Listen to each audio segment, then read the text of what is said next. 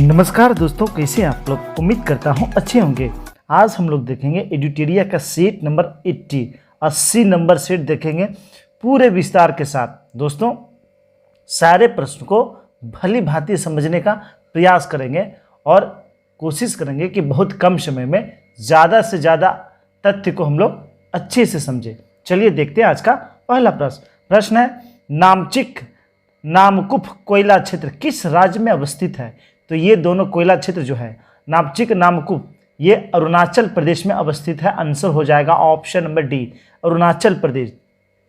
वहीं बात करें कोयला की, तो कोयला उत्पादन में शीर्ष राज्य है छत्तीसगढ़। उत्पादन की बात हो रही है, छत्तीसगढ़ प्रथम स्थान पे, उसके बाद ओडिशा का नंबर है, उसके बाद झारखंड का नंबर है, उसके बाद एमपी का नंबर है, उसके बाद आंध्र प्रदेश का नंबर है। वहीं कोयला भंडारण की बात करें तो प्रथम स्थान पे झारखंड है, भंडारण में प्रथम स्थान पे झारखंड है, उसके बाद ओडिशा है, उसके बाद छत्तीसगढ़ है, उसके बाद एमपी और तब महाराष्ट्र है। वहीं कुछ खाने देख लेते हैं, तो झारखंड में बात करें तो झरिया, झारखंड में झरिया धनबाद वाला क्षेत्र जो है कोयला उत्पादन के लिए प्रसिद्ध है।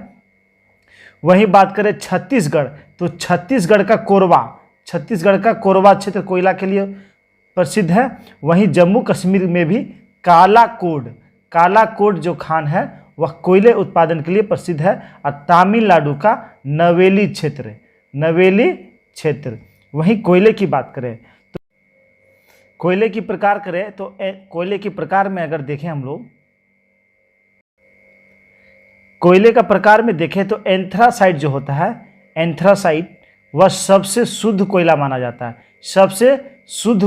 जाता है। वहीं भूरा कोयला किसे कहा जाता है, तो भूरा कोयला या लिग्नाइट को कहा जाता है। किसे कहा जाता है, लिग्नाइट को कहा जाता है। एंथ्रासाइट कोयले का उत्पादन कहाँ से होता है, तो ये जम्मू कश्मीर से होता है। याद रखेंगे, बहुत बार एग्जाम में आया, कहाँ से, जम्मू कश्मीर में एंथ्रासाइट कोयले का जो है उत्पादन होता है। चलिए देखते हैं अगला प्रश्न। एक भू उपग्रह अपने कक्ष में नियंत्रण गति करता है, यह अपकेंद्र बल के प्रभाव से होता है, जो प्राप्त होता है। जो कहाँ से प्राप्त होता है, तो ये प्राप्त होता है पृथ्वी द्वारा उपग्रह पर लगने वाले गुरुत्वाकर्षण बल से। आंसर हो जाएगा ऑप्शन नंबर बी। वहीं बात करें भू तुल्यिकी कक्षा जो होता है, कक्षा की बात कर रहे हैं, तो यह वृत्ताकार दीर्घ वृत्ताकार कक्षा जिसमें उपग्रह का आवर्तकाल एक सिलेंडरिया दिन यानी 23 घंटा 56 मिनट 4 सेकंड के बराबर होता है। जो भू उपग्रह होता है, इनका जो घूर्णन काल जो होता है वह पृथ्वी के समान होता है। किसके समान होता है, पृथ्वी के समान होता है। चलिए देखते हैं अगला प्रश्न है, खतरे के संकेतों के लिए लाल प्रकाश का प्रयोग किया जाता है, क्योंकि, तो लाल प्रकाश का प्रकीर्णन सबसे कम होता है। आंसर हो जाएगा ऑप्शन नंबर ए।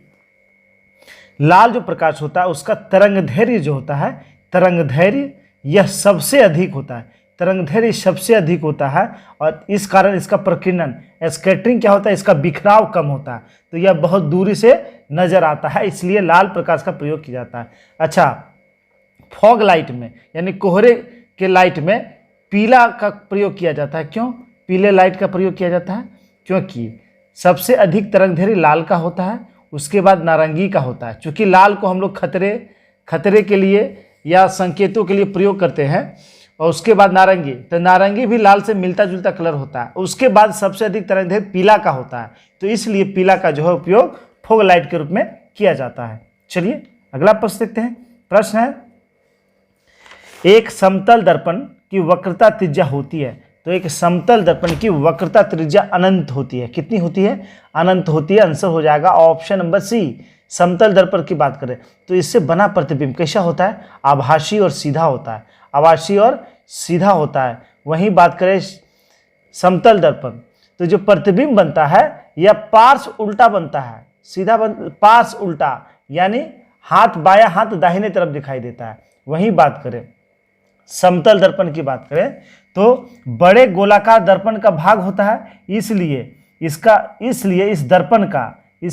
दर्पण का वक्रता त्रिज्या और फोकस दूरी दोनों क्या होता है, अनंत होता है, दोनों अनंत होता है। चलिए देखते हैं अगला प्रश्न। प्रश्न, पसीने का मुख्य उपयोग है। तो पसीने का मुख्य उपयोग होता है शरीर के ताप को नियंत्रित करना, यानी टेम्परेचर को बनाए रखना। आंसर हो जाएगा ऑप्शन नंबर ए। हमारे टेम्परेचर को यह मेंटेन करके रखता है। चलिए अगला प्रश्न देखते हैं। प्रश्न है, निम्नलिखित में से कौन सा आयनिक यौगिक का एक गुणधर्म है। तो आयनिक यौगिक का गुणधर्म, इसमें आंसर हो जाएगा इसका क्वथनांक और गलनांक दोनों क्या होता है, उच्च होता है। आयनिक यौगिक का क्वथनांक और गलनांक ये दोनों उच्च होता है। अच्छा, आयनिक यौगिक इसका जो रचना होता है वह कैसा होता है, ठोस। इसकी संरचना जो होती है ठोस होती है, ठोस संरचना होती है। और यह इसका सतह जो है कठोर होता है। सतह क्या होता है, कठोर होता है। यह पानी में घुलनशील होता है, पानी में घुलनशील होता है। चलिए देखते हैं अगला प्रश्न। प्रश्न है, बल गुणनफल है। तो बल किसका गुणनफल होता है, द्रव्यमान और त्वरण का। आंसर हो जाएगा ऑप्शन नंबर बी, बल। तो बल फोर्स बराबर क्या होता है, मास इंटू एक्सीलरेशन, यानी द्रव्यमान गुना त्वरण। ये हम लोग को न्यूटन के दूसरे नियम से प्राप्त होता है। बल का व्यंजन किससे प्राप्त होता है, न्यूटन का दूसरा लॉ, सेकेंड लॉ से प्राप्त होता है। जबकि न्यूटन का प्रथम नियम से हम लोगों को बल की परिभाषा प्राप्त होती है। और वही बात करें द्रव्यमान और वेग, ये गुणनफल होता है संवेग का। संवेग का गुणनफल क्या होता है, द्रव्यमान गुना वेग। चलिए अगला प्रश्न देखते हैं। प्रश्न है, गुरुत्वाकर्षण के सार्वभौमिक नियम का प्रतिपादन किसने किया। तो ये किया था न्यूटन ने। आंसर हो जाएगा ऑप्शन नंबर सी। न्यूटन की बात करें तो न्यूटन का गुरुत्वाकर्षण नियम क्या था, किन्हीं दो पिंडों के बीच कार्य करने वाला आकर्षण बल पिंडों के द्रव्यमानों के गुणनफल के अनुक्रमानुपाती तथा उनके बीच की दूरी के व्युत्क्रमानुपाती होता है। मान लेते हैं दो पिंड, पहला पिंड का द्रव्यमान m1 और दूसरे पिंड का द्रव्यमान m2 है, और उसके एक दूसरे के बीच की दूरी r है, यानी r दूरी पर स्थित है। तो न्यूटन का जो नियम है वह कहता है कि इसके बीच लगने वाला आकर्षण बल यानी F, आकर्षण बल क्या होगा, तो g into m1 into m2 by r square, जहाँ g क्या है, एक नियतांक होता है जिसे सार्वत्रिक गुरुत्वाकर्षण नियतांक कहते हैं, और जिसका मान g का मान होता है 6.67 इंटू 10⁻⁻11 10⁻⁻11 न्यूटन मीटर स्क्वायर पर kg स्क्वायर। तो ये दिया था न्यूटन ने। किसने दिया था, न्यूटन ने दिया था। चलिए देखते हैं अगला प्रश्न।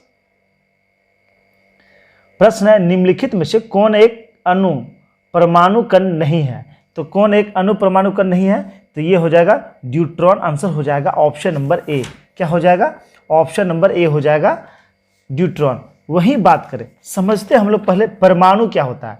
परमाणु क्या होता है, तो परमाणु वह तत्व होता है, वह छोटा से छोटा कण है जो किसी भी रासायनिक अभिक्रिया में भाग ले सकता है परंतु स्वतंत्र अवस्था में नहीं रहता, और परमाणु विद्युतः उदासीन होते हैं। वहीं अणु की बात करें, अणु तत्व तथा यौगिक का वह छोटा से छोटा कण जो स्वतंत्र अवस्था में रह सकता है अणु कहलाता है। क्या कहलाता है, अणु कहलाता है। वहीं बात करें 20वीं शताब्दी के आधुनिक खोजों के परिणाम स्वरूप जे थॉमसन, रदरफोर्ड, चैडविक आदि वैज्ञानिकों ने यह सिद्ध किया कि परमाणु विभाज्य है। परमाणु क्या है, विभाज्य है, और यह मूलतः 3 कणों से बना हुआ है। कौन कौन 3 कण, तो इलेक्ट्रॉन, न्यूट्रॉन और प्रोटॉन। इलेक्ट्रॉन, न्यूट्रॉन और प्रोटॉन से बना हुआ। इलेक्ट्रॉन का खोज किया था जे थॉमसन ने, न्यूट्रॉन की खोज किया था चैडविक ने, और प्रोटॉन का खोज किया था गोल्डस्टीन ने। किसने किया था, गोल्डस्टीन ने। इसमें बात करें इलेक्ट्रॉन, तो यह नेगेटिव चार्ज होता है। क्या होता है, यह नेगेटिव चार्ज होता है। प्रोटॉन की बात करें तो यह पॉजिटिव चार्ज होता है, यह नेगेटिव चार्ज होता है। न्यूट्रॉन उदासीन होता है, इस पर कोई चार्ज नहीं होता है। चलिए अगला प्रश्न देखते हैं। प्रश्न है, टेफ्लॉन क्या है। तो टेफ्लॉन क्या है, तो यह एक फ्लोरोकार्बन है। आंसर हो जाएगा ऑप्शन नंबर बी, टेफ्लॉन। इसका अगर सूत्र की बात करें तो C2F4N, ये होता है टेफ्लॉन का रासायनिक सूत्र। तो ये देख रहे हैं इसमें कार्बन और फ्लोरीन है, तो टेफ्लॉन क्या होता है, फ्लोरोकार्बन होता है। इसका उपयोग नॉन स्टिक वाले बर्तन बनाने में, या नॉन स्टिक वाले गुणों से संचारित करने वाले सामानों में इसका प्रयोग होता है। इसका गलनांक जो होता है टेफ्लॉन का, इसका गलनांक क्या होता है, उच्च होता है, अधिक होता है, और यह आसानी से अभिक्रिया नहीं करता है। टेफ्लॉन जो है आसानी से अभिक्रिया नहीं करता है। चलिए अगला प्रश्न देखते हैं। प्रश्न है निम्न में से कौन सा मृदा से संबंधित है? तो मृदा यानी मिट्टी से संबंधित होता है ईडेफिक जो है यह मिट्टी से संबंधित है। आंसर हो जाएगा ऑप्शन नंबर ए। वहीं बात करें क्लाइमेटिक, तो यह जलवायु से संबंधित होता है। किससे संबंधित होता है? जलवायु से संबंधित होता है। वहीं बात करें बायोटिक, तो यह जीवन या उससे संबंधित होता है। जीवन या उससे संबंधित होता है बायोटिक। वहीं टोपोग्राफी की बात करें तो यह ग्रह विज्ञान की शाखा होती है। ग्रह विज्ञान की शाखा जिसमें ग्रह उपग्रह आदि के बारे में हम लोग जानते हैं। इसे स्थलाकृति का अध्ययन भी कहा जाता है। स्थलाकृति का अध्ययन भी कहा जाता है। चलिए अगला प्रश्न देखते हैं। प्रश्न है निम्न में से कौन सा वायु का अकार्बनिक गैसीय प्रदूषक है? यानी अकार्बनिक का बात हुआ, उसमें कार्बन नहीं होना चाहिए। तो फास्जिन की बात करें तो फास्जिन का फॉर्मूला क्या होता है? COCl2। तो इसमें कार्बन है, यानी यह कार्बनिक गैसीय प्रदूषक है। हाइड्रोजन सल्फाइड की बात करें तो हाइड्रोजन सल्फाइड, तो ये H2S होता है, तो इसमें कार्बन नहीं है, तो यही हो जाएगा। यह एक अकार्बनिक गैसीय प्रदूषण है। और मीथेन की बात करें तो इसका फॉर्मूला CH4 होता है। तो इसका राइट आंसर हो जाएगा ऑप्शन नंबर बी। अगला प्रश्न है निम्न में से कौन वास्तविक रूप से एक मीन या मछली का प्रकार नहीं है? बहुत बार इससे क्वेश्चन आते हैं, हमेशा कंफ्यूजन रहता है, आज दूर कर लीजिए। तो इसमें जो ऑप्शन है, इसमें कैटफिश जो है यह वास्तविक मछली है। समझ लेते हैं वास्तविक मछली है कौन कौन। तो कैटफिश, डॉगफिश और सी हॉर्स यानी जानवर का जो नाम आ रहा है वह क्या है? एक वास्तविक मछली है। इसके अलावा जितना भी आ जाए, रजत fish, crayfish, starfish, jellyfish, brittle fish, ये सारे जो है मछली नहीं होते हैं, याद करिएगा। चलिए अगला प्रश्न देखते हैं। प्रश्न है जंतु कोशिका में निम्न में से क्या अनुपस्थित होता है? तो जंतु कोशिका में सेल्यूलोज की कोशिका भित्ति अनुपस्थित होती है। आंसर हो जाएगा ऑप्शन नंबर सी, यानी कोशिका भित्ति जंतु में नहीं पाया जाता, यह केवल पादप में पाया जाता है। पादप के कोशिका में पाया जाता है। यह सेल्यूलोज का बना होता है। किसका बना होता है? सेल्यूलोज का बना होता है। कोशिका भित्ति जो होता है यह जो है एक निश्चित आकृति, कोशिका को एक निश्चित आकृति और आकार बनाने में सहायक होता है। अच्छा, जीवाणु की कोशिका भित्ति यह किसकी बनी होती है? तो पेप्टिड्यूग्लाइकेन का बना होता है। वहीं बात करें कोशिका झिल्ली की बात करें, झिल्ली, तो इसे समझते हैं। कोशिका के सभी अवयव एक पतली झिल्ली के द्वारा घिरे होते हैं। इस झिल्ली को कोशिका झिल्ली कहते हैं। इसी झिल्ली को कोशिका झिल्ली कहते हैं। इसका मुख्य कार्य होता है कोशिका के अंदर जाने वाले एवं अंदर से बाहर आने वाले पदार्थों का निर्धारण करना। कोशिका झिल्ली जो होता है यह लिपिड का बना होता है। किसका बना होता है? लिपिड का बना होता है। लिपिड एक फास्फोग्लिसराइड के बने होते हैं। बाद में जैव रासायनिक अनुसंधानों से यह स्पष्ट हो पाया कि कोशिका झिल्ली में प्रोटीन व कार्बोहाइड्रेट भी पाया जाता है। वहीं माइटोकॉन्ड्रिया की बात करें तो माइटोकॉन्ड्रिया, इसे कोशिका का शक्ति केंद्र कहते हैं, यानी पावर हाउस ऑफ सेल कहा जाता है। इसका खोज किसने किया था? तो इसका खोज किया था ऑल्टमैन ने। केंद्रक की बात करें तो केंद्रक का खोज किसने किया था? रॉबर्ट ब्राउन ने किया था। चलिए अगला प्रश्न देखते हैं। प्रश्न शरीर के अतिरिक्त ग्लूकोज ग्लाइकोजन में परिवर्तित होकर भंडारित रहता है। ये यकृत में भंडारित रहता है, यानी लीवर में यह भंडारित रहता है। आंसर हो जाएगा ऑप्शन नंबर ए। मानव शरीर की सबसे बड़ी ग्रंथि होती है यकृत। इसका वजन लगभग 1.5 से 2 kg होता है।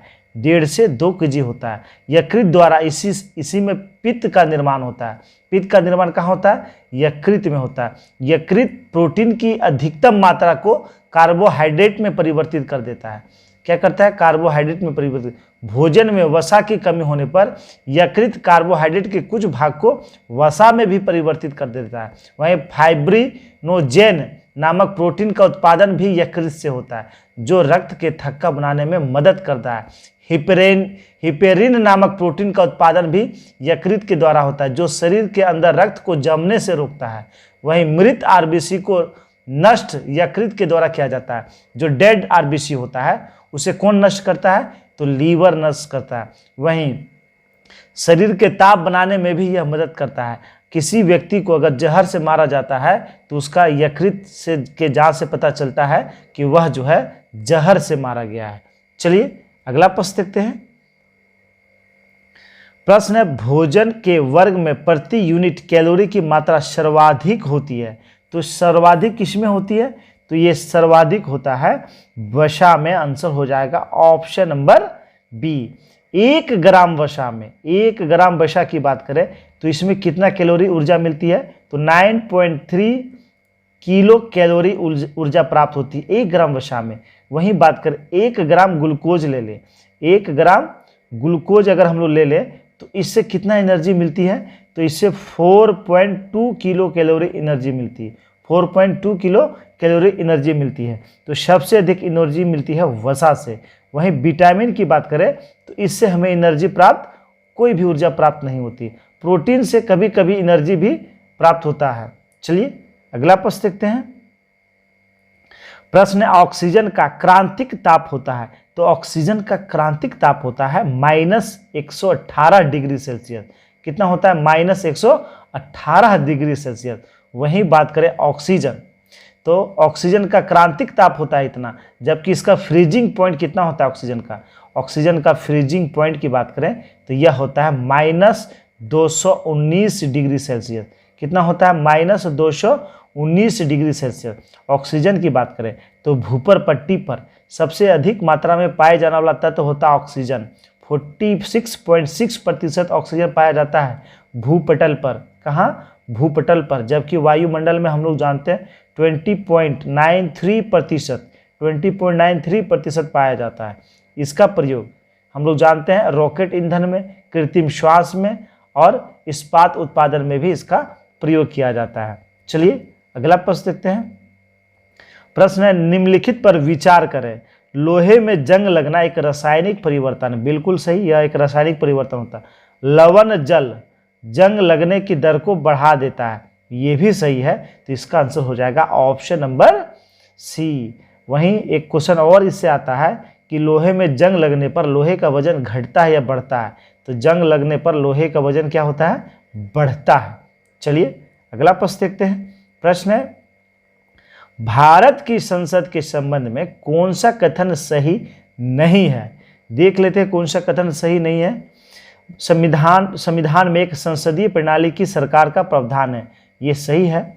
संसद का सर्वप्रमुख कार्य मंत्रिमंडल का प्रावधान करना, ये भी सही है। मंत्रिमंडल की सदस्यता निम्न सदन तक सीमित है, ये गलत है। आंसर हो जाएगा ऑप्शन नंबर सी। मंत्रिमंडल यानी मंत्री तो वो निम्न सदन यानी लोकसभा चाहे राज्यसभा दोनों से बनाए जाते हैं, दोनों से मंत्रिमंडल का गठन होता है। तो इसका आंसर हो जाएगा ऑप्शन नंबर सी।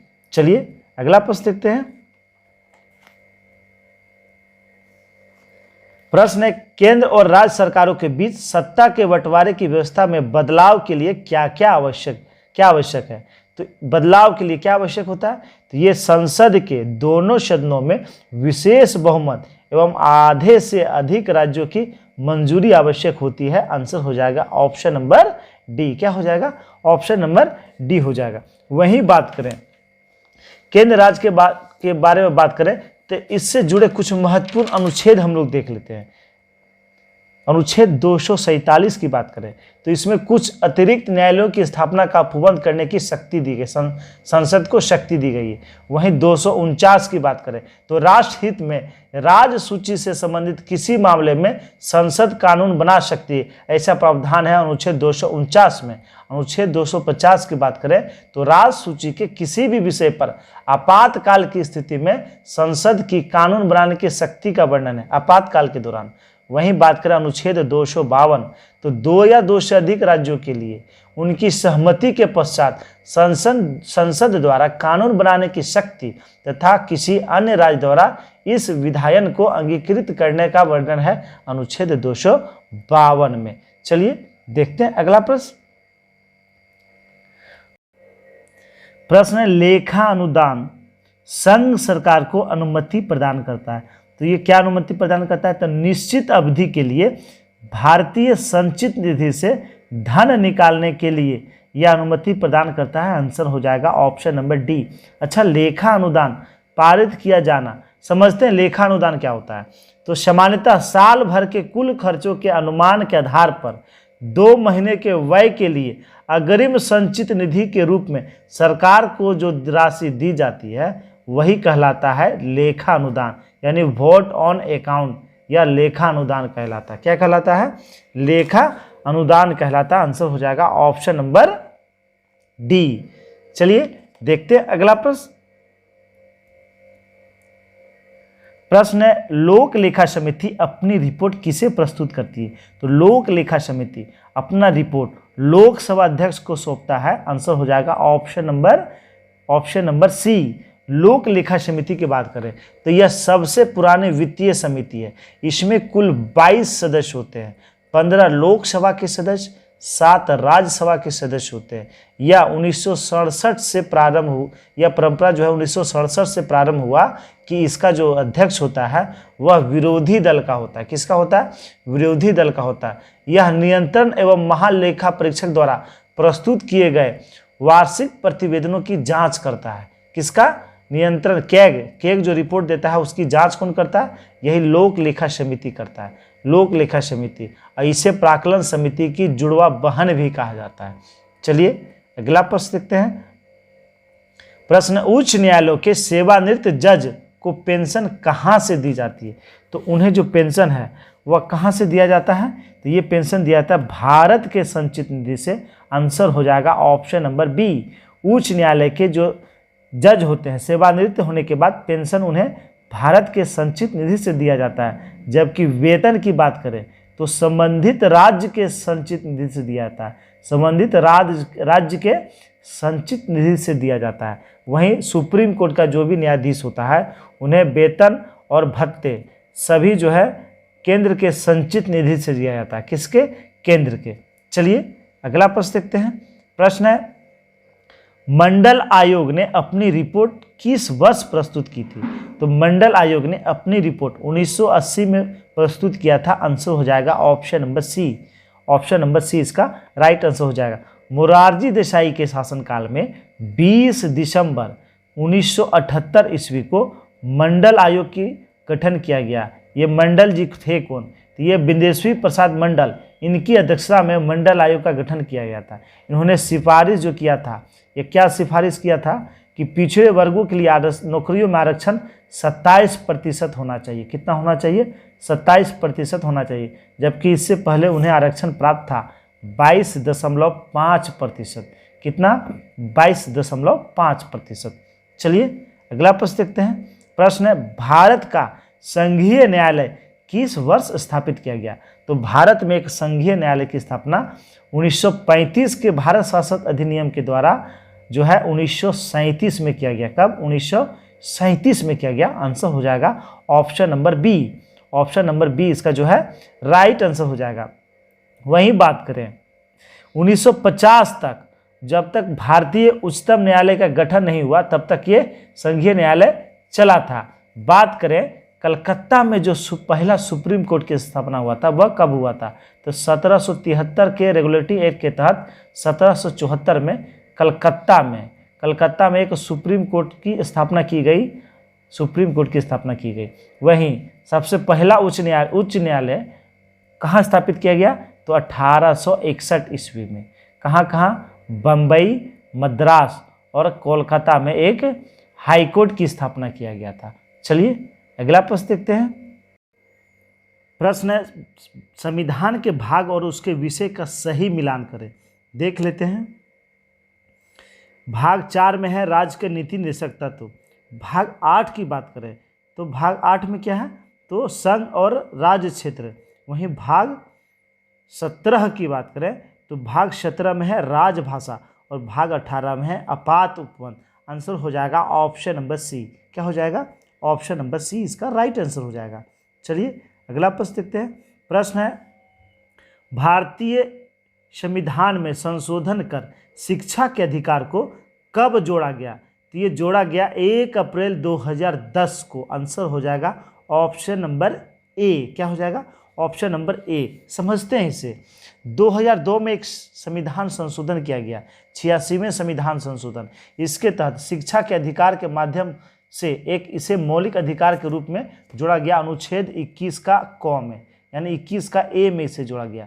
बाद में बच्चों के अधिकार को निःशुल्क एवं अनिवार्य शिक्षा अधिनियम लोकप्रिय शिक्षा का अधिनियम के रूप में जाने लगा। अप्रैल 2010 के यह जो है प्रभाव में आया। RTE अधिनियम 4/2019 को भारत की संसद द्वारा 2 जुलाई 2009 एवं निधन पर कैबिनेट मंत्रालय द्वारा 20वीं जुलाई यानी 20 जुलाई 2009 को राज्यसभा के अनुमोदन के बाद यह पारित हो गया और राष्ट्रपति प्रतिभा पाटिल ने इस विधेयक को मंजूरी दे दी। इसके तहत इसके बाद जो है यह 1 अप्रैल 2010 से भारत के जम्मू कश्मीर को छोड़कर पूरे राज्य में यह लागू हो गया। चलिए देखते हैं अगला प्रश्न। प्रश्न है, महाभाष्य के लेखक पतंजलि समकालीन थे, तो ये पुष्यमित्र शुंग के समकालीन थे। आंसर हो जाएगा option number B, Pushyamitra Shunga. कुछ संस्कृत की प्रमुख पुस्तकें हम लोग देख लेते हैं जो एग्जाम में आते हैं। बात करें बुद्ध चरित्र, तो बुद्ध चरित्र इसके लेखक कौन थे? अश्वघोष। कौन थे? अश्वघोष जो है इसके लेखक थे। वहीं बात करें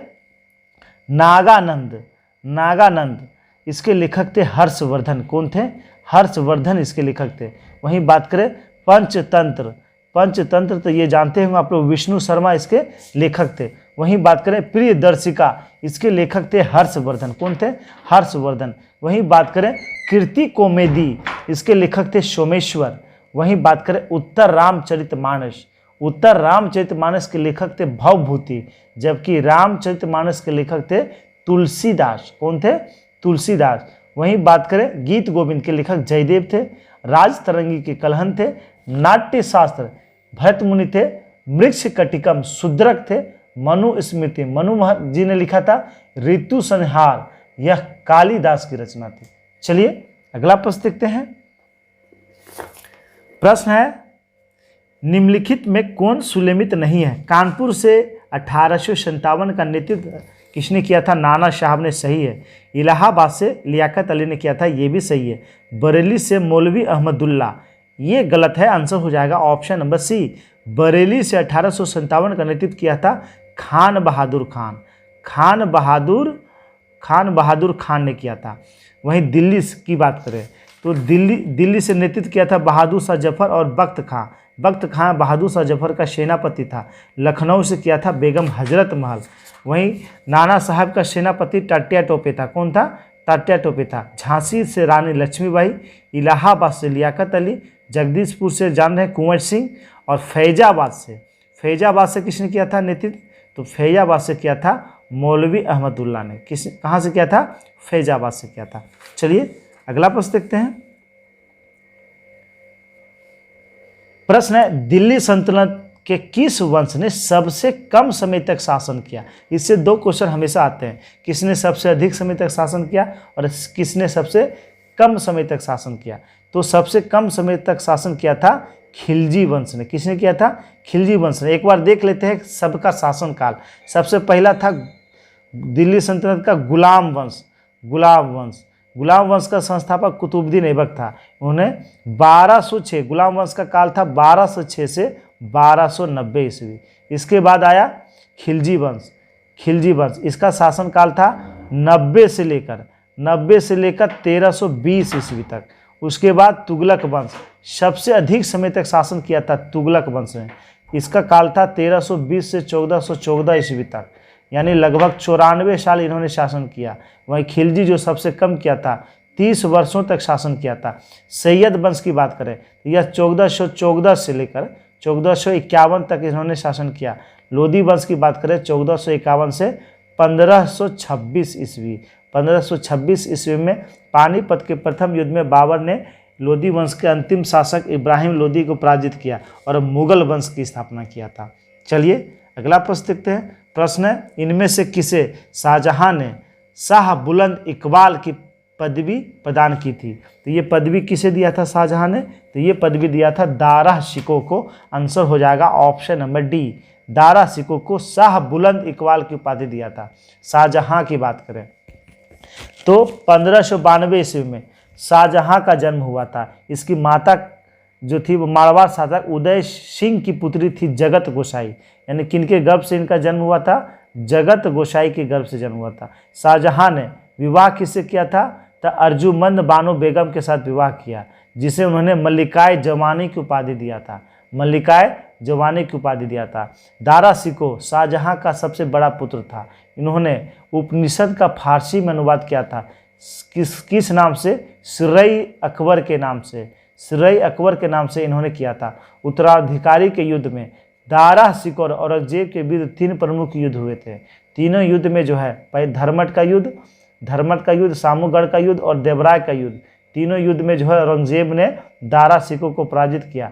अंत में जाके जो है दारा शिकोह जो है, जो धर्मट का युद्ध 1659 में हुआ था, उसमें पराजित हुआ और इसे मृत्युदंड दिया गया। वहीं शाहजहां को भी औरंगजेब ने कैद करके रखा था।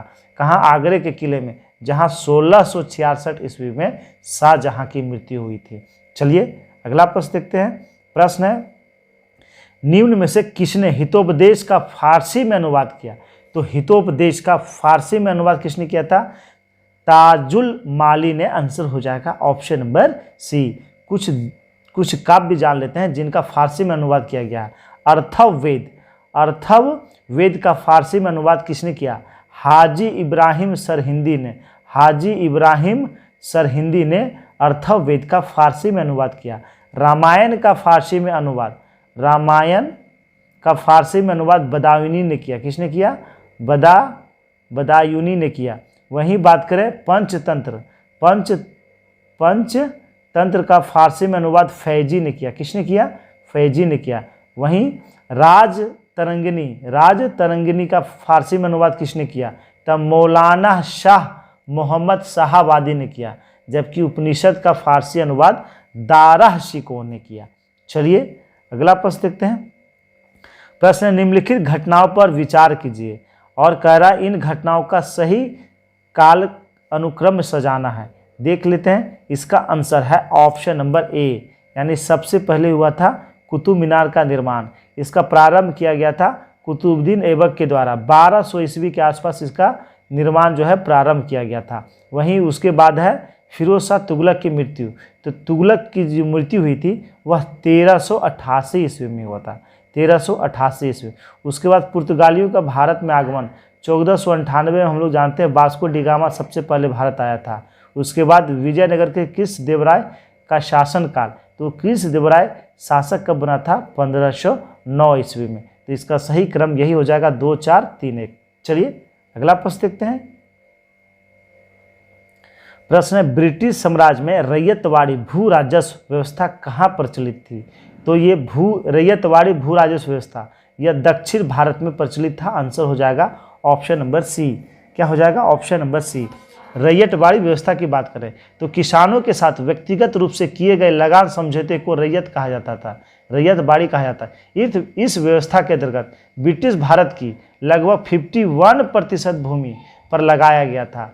1792 ईस्वी में रैयतवाड़ी व्यवस्था सबसे पहले बारामहल जिले में पहली बार कर्नल रीड के द्वारा लागू किया गया था। बाद में यह व्यवस्था मद्रास में लागू किया गया। कहाँ किया? मद्रास में लागू किया गया था। वहीं बात करें इसके अंतर्गत जो है खेत का मालिक कौन होता था? तो खेत का मालिक खुद किसान होता था। और इसका योजनाकार कौन था?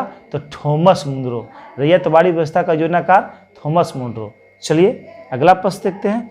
प्रश्न है, निम्नलिखित में से कौन सा क्षेत्र 1857 की क्रांति से प्रभावित नहीं था?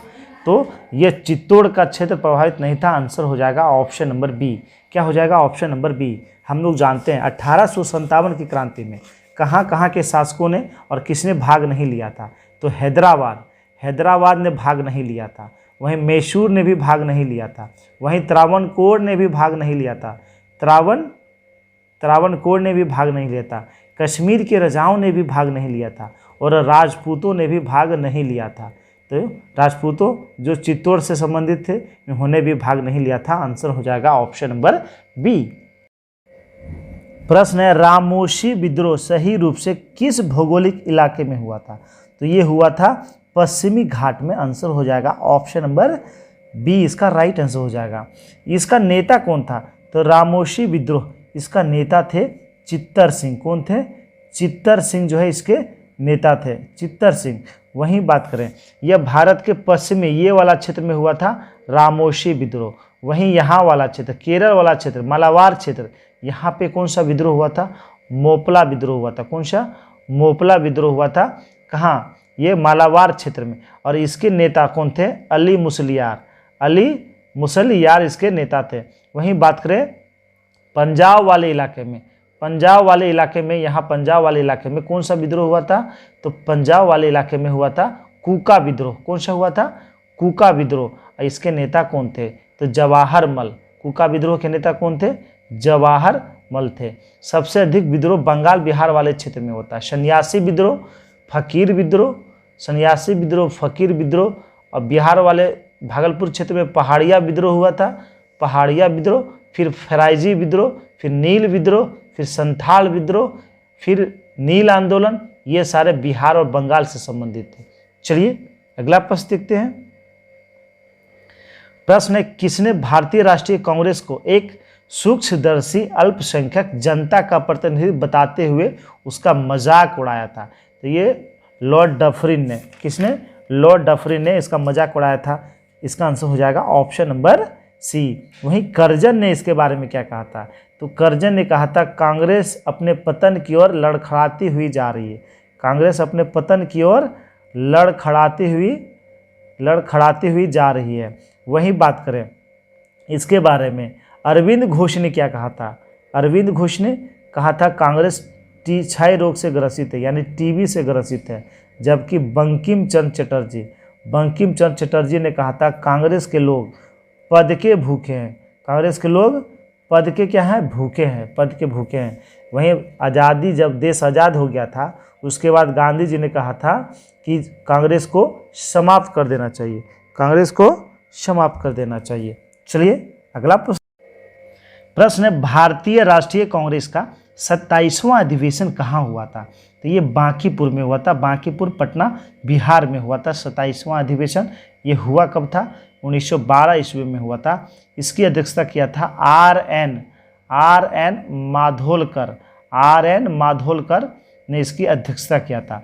वहीं लखनऊ में हम लोग जानते हैं 1916 का जो अधिवेशन हुआ था, 32वां अधिवेशन, ये लखनऊ में हुआ था, जिसकी अध्यक्षता अंबिका प्रसाद मजुमदार जी कर रहे थे। इसी में जो है मुस्लिम लीग से कांग्रेस का समझौता हुआ था। और इसी अधिवेशन में राम प्रसाद शुक्ल का मुलाकात गांधी जी से हुआ और उन्होंने गांधी जी को चंपारण आने के लिए कहा था।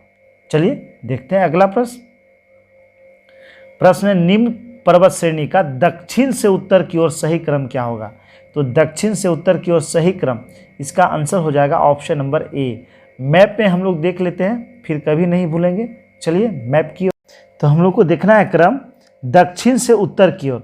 तो सबसे दक्षिण में यहाँ से चलिए धौलाधर, उसके बाद पीर पंजाल, उसके बाद जास्कर, उसके बाद लद्दाख और उसके बाद काराकोरम। तो ऑप्शन में है धौलाधर, पीर पंजाल, जास्कर और काराकोरम।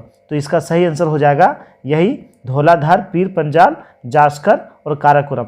वही अगर उत्तर से दक्षिण रहता तो काराकोरम, लद्दाख, जास्कर, पीर पंजाल,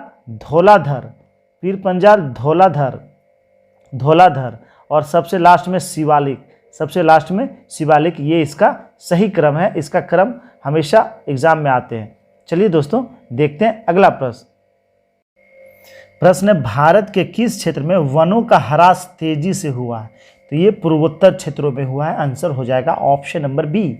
समझते हैं, जो रिपोर्ट आया था वन स्थिति रिपोर्ट 2021, वन स्थिति रिपोर्ट 2021 जो आया था, इसके अनुसार भारत में कुल वनावरण कितना है? 21.71%।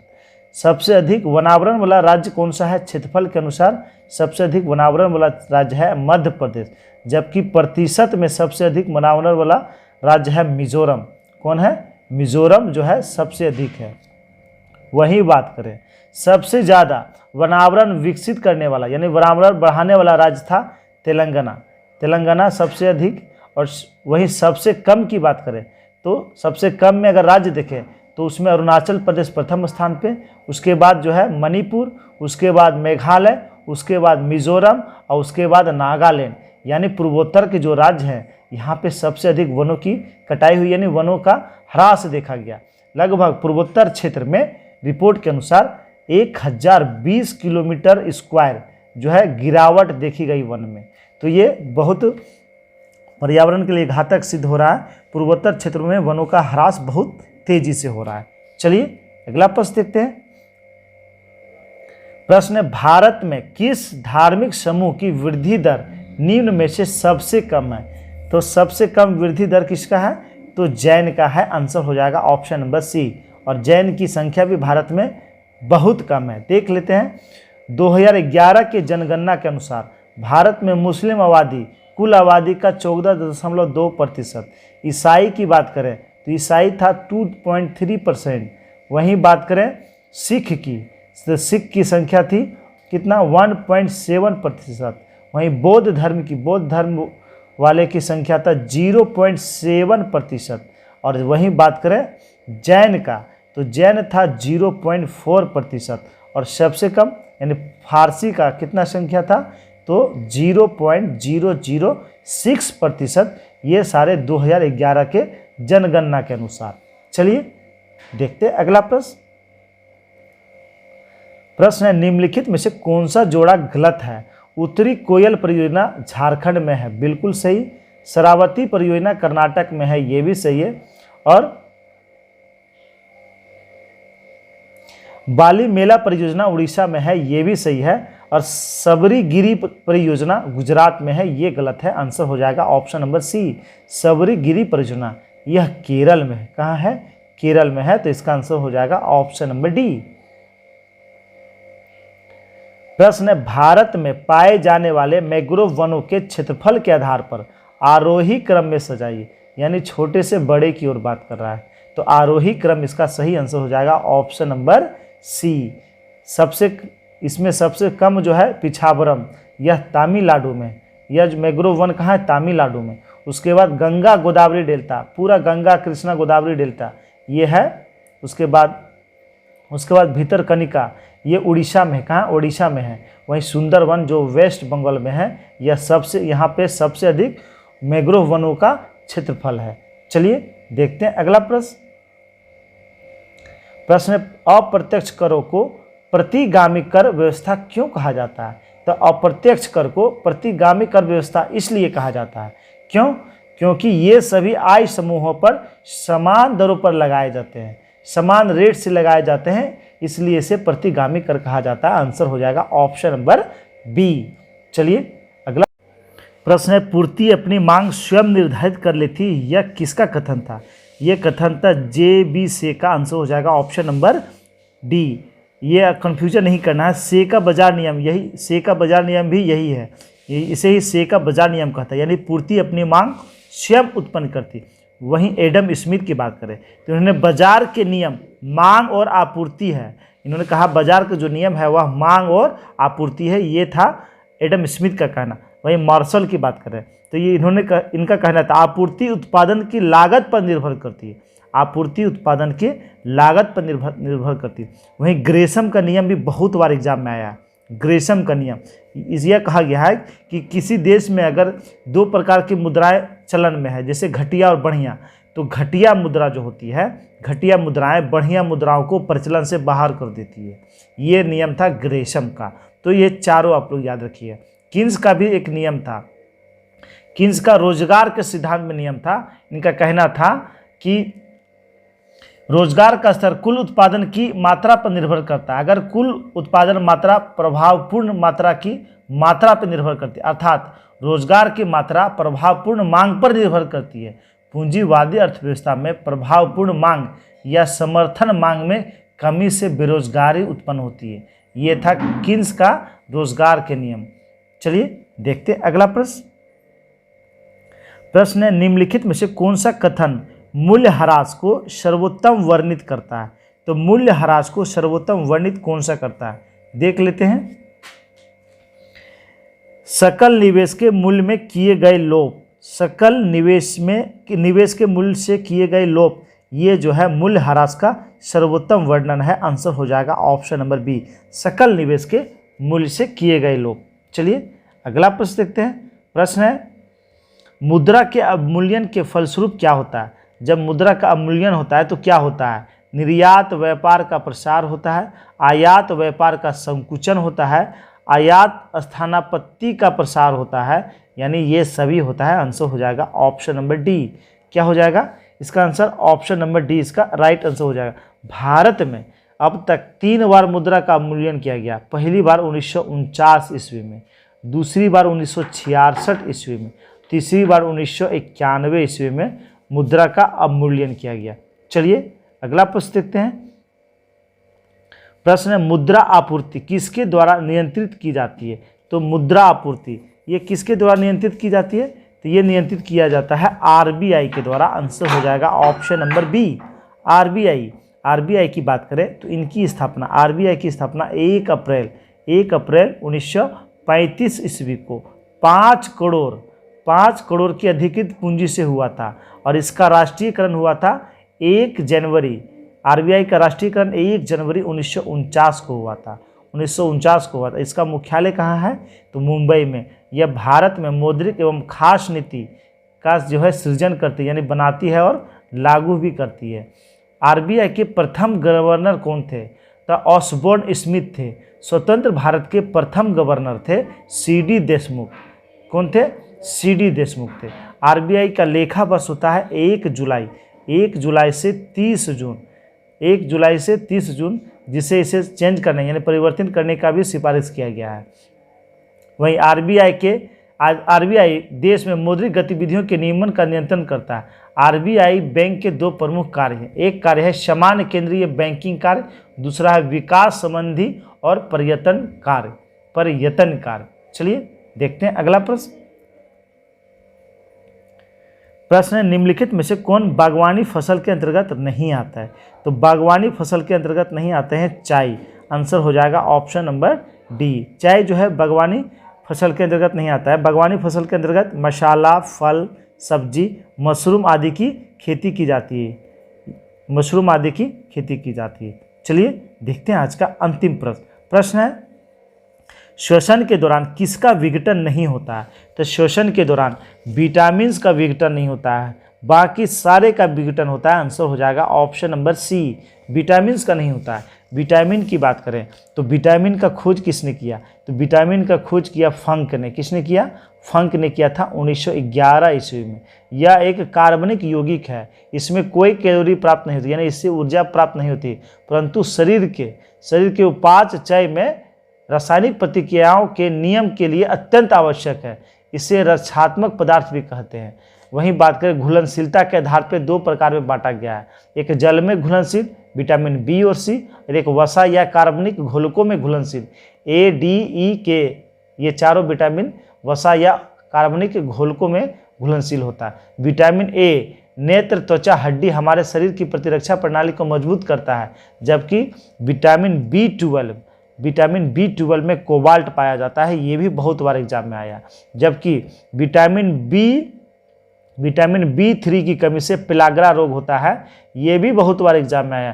पेलाग्रा रोग को ही हम लोग कहते हैं 4D सिंड्रोम। क्या कहते हैं? 4D सिंड्रोम कहते हैं। चलिए दोस्तों, ये था एडिटोरिया की तरफ से 50 महत्वपूर्ण प्रश्न का सेट। बहुत ही महत्वपूर्ण प्रश्न थे, सारे प्रश्न इंपॉर्टेंट हैं। तो आप लोग कोशिश कीजिएगा इससे रिलेटेड जितने भी क्वेश्चन बन सकते हैं कॉपी में लिखिएगा, याद जल्दी होगा, रिवीजन करने में आसानी होगी। दोस्तों, अगर वीडियो अच्छा लगा हो तो लाइक कर देंगे और अपने ग्रुप में शेयर कर देंगे। धन्यवाद दोस्तों।